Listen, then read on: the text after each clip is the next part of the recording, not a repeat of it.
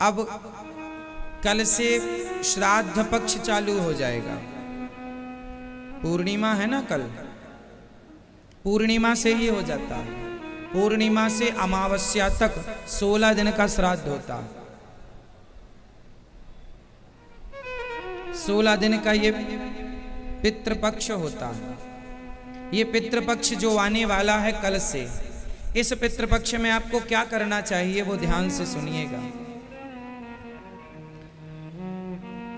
हम शास्त्रों को जब पढ़ते हैं तो उसमें हमें मिलता है कि हर पुत्र को चाहिए कि वो अपने पूर्वजों का श्राद्ध करे। साल भर आप भगवान को याद कीजिए, साल भर आप अपना घर का काम कीजिए, पर साल में 15 दिन जो होते हैं, 16 दिन कल से पूर्णिमा से ही शुरू हो जाता है और जाके अमावस्या तक रहेगा ये पर्व। तो कहने का अर्थ ये है कि यहां जैसे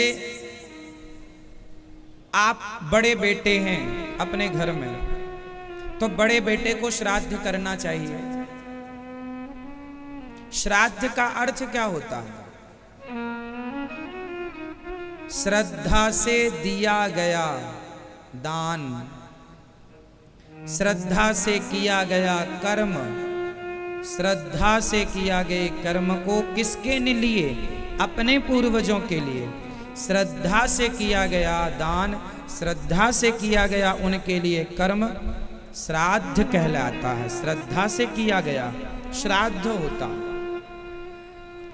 श्राद्ध किसे करना चाहिए? श्राद्ध बड़े बेटे को करना चाहिए। यदि बड़ा बेटा करे तो अच्छा है, नहीं करे तो मझले को करना चाहिए। अब मझला भी नालायक है, नहीं करे तब छोटे को करना चाहिए। करना तो बड़े को चाहिए। अच्छा, जब तक पिता है तो पिता श्राद्ध करेगा, पुत्र नहीं करेगा। ये श्राद्ध की विधि कौन करेगा? पिता। पिता नहीं है तो फिर पुत्र पे आ जाएगा बड़ा बेटा। बड़ा बेटा करे अच्छा है, नहीं तो मझला करे, मझला नहीं करे तो छोटा करे। करे कोई तो करे। क्या क्या कर सकते हैं आप अपने पूर्वजों के लिए? अब हम आपको बताते हैं क्या क्या करना चाहिए, क्या क्या कर सकते हैं। हमें यदि आप गया जी जाना चाहें तो आप गया जी जा सकते हैं। गया जी में वहाँ पंडे लोग विधिवत आपका श्राद्ध कराएंगे। फाल्गु नदी होती है वहाँ पर श्राद्ध वहीं होता है। गय नाम का एक भक्त था भगवान का, था तो राक्षस, पर भगवान की शरण में चला गया। तो भगवान ने कहा तुम मुझसे कुछ मांग लो। भगवान ने कहा मुझे पवित्र कर दीजिए। भगवान ने कहा तुम मेरी शरण में आए हो। उसने लेटकर प्रणाम किया भगवान जी को। गय नाम का व्यक्ति था तो लेटकर प्रणाम किया। भगवान बोले तुम तो पवित्र होगे, आज से तुम्हारे ऊपर जो जो श्राद्ध करेगा अपने पूर्वजों के लिए वह भी पवित्र हो जाएंगे। तुम ऐसे ही पड़े रहना। तो उसी के शरीर में आज भी ये श्राद्ध पिंडदान इत्यादि तर्पण होता है। आज भी वो गया तीर्थ वही है, गया वही है।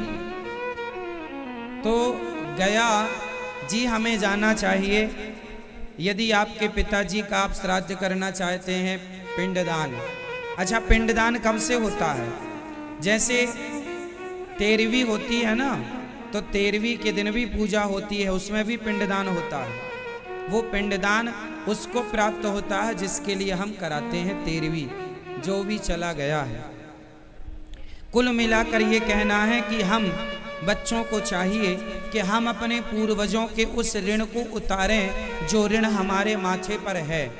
अब कोई पिंडदान ना कर पाए, कोई गया जी जाने का पैसा ना हो, पिंडदान करने का खर्चा ना हो, माना कि कोई बहुत गरीब है, माना कि कोई बहुत गरीब है, तो वो कैसे पिंडदान करे?